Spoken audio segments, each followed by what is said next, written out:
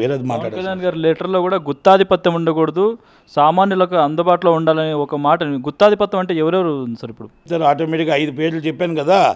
వాళ్ళే రాజు, వాళ్ళే మంత్రి, వాళ్ళే సమోసా, వాళ్ళే సైకిల్ స్టాండు, వాళ్ళదే క్యాంటీను, వాళ్ళే ఎగ్ పప్పు, వాళ్ళే కూల్ డ్రింకు, వాళ్ళే సినిమా టికెట్లు, వాళ్ళే లీజ్ ఓనర్సు.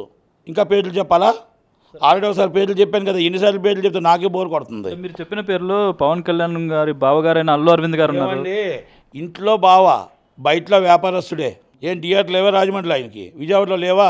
దిల్ రాజు గారు ఆయన పార్ట్నర్ కదా, సురేష్ బాబు గారు ఆయన పార్ట్నర్ కదా, సురేష్ బాబు గారు దోరపూడి పార్ట్నర్ కదా, దోరపూడి చంద్రశేఖర్ రెడ్డి గారు సురేష్ బాబు పార్ట్నర్ కాదా, సురేష్ బాబు గారు అరవింద్ గారు ఈస్ట్ గోదావరిలో పార్ట్నర్ కాదా, థియేటర్లో కృష్ణా జిల్లాలో దిల్ రాజు గారు అరవింద్ గారు పార్ట్నర్ కాదా? ఇవన్నీ మనం మాట్లాడుకోవడం కాదండి.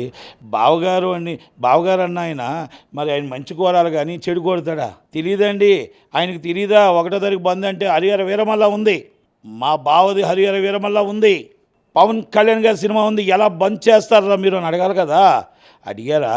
అడిగారా అండి? ఎక్కడైనా సమాధానం చెప్పారా? థియేటర్లు బంద్ అన్నప్పుడు ఎక్కడైనా చెప్పారండి? ఆల్రెడీ థియేటర్లు ఉన్నాయి కదండి.